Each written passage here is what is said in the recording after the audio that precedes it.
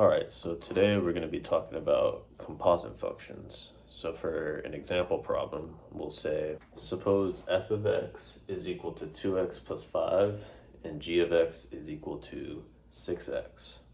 We want to find f of g, or some people might read this as fog, as a simpler way of thinking about it. So anytime we see f of g, we usually think of it as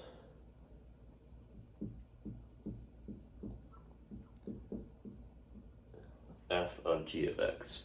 So basically what we're going to do is we're going to take g of x, whatever the second letter in this expression is, which is 6x, and we're going to plug that into 2x plus 5.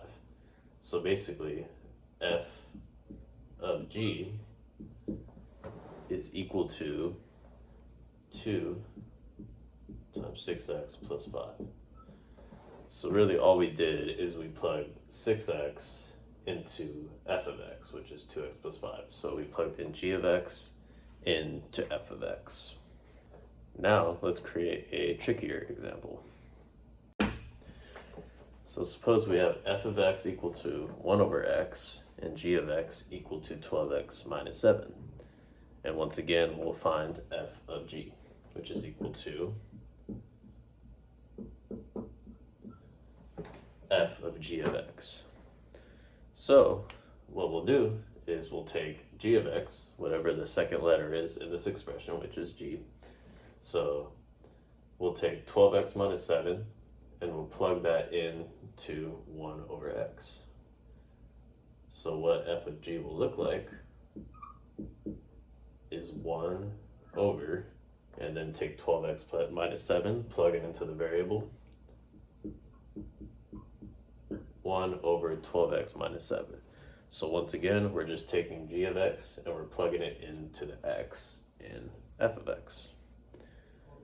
Now let's do another example. So suppose we have f of g, the same equations, but we want to find f of g of 6. So this time what we'll do is we have the same idea. So f of g we found in the last problem to be 1 over 12x minus 7. But this time it asks us to find f of g of 6. Well, what do we do here? Well, usually the notation is going to be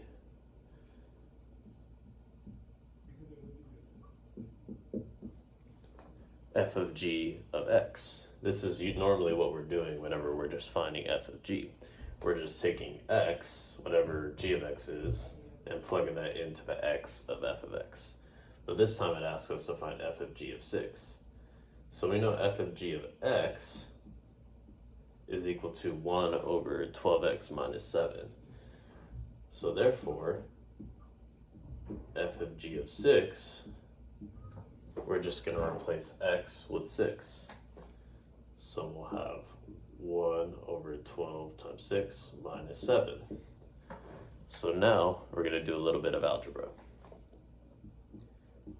So as PEMDAS states, first we'll do parentheses. So 6 is already in the parentheses. Then we have exponents. There's no exponents here. Then we have multiplication. So we can do 12 times 6. And 12 times 6 is going to turn out to be 72. Minus 7. And then 72 minus 7 is going to be 65. So therefore, f of g of 6 is equal to 1 over 65. Let's do one last example. Suppose f of g of x is equal to the square root of 2x plus 5. Find f of x and g of x. Well, what we know already about f of g of x is that g is always the function that you're plugging in. In other words, we can think of g as the inside function, and we can think of f as the outside function.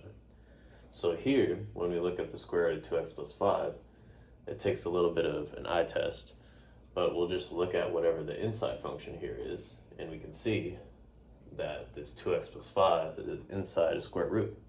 So our inside function is going to be 2x plus 5. So therefore g is equal to 2x plus 5. Also f, we can think of f as the outside function. So we see that the inside function 2x plus 5 is kind of surrounded by this square root. So therefore we can think of f of x, or the outside function, as the square root of x, with x representing just any number, quantity, or function. So therefore, when we have f of g, we have decomposed it to two functions, g of x and f of x. So those are all the examples that I have for function composition, and thank you for watching.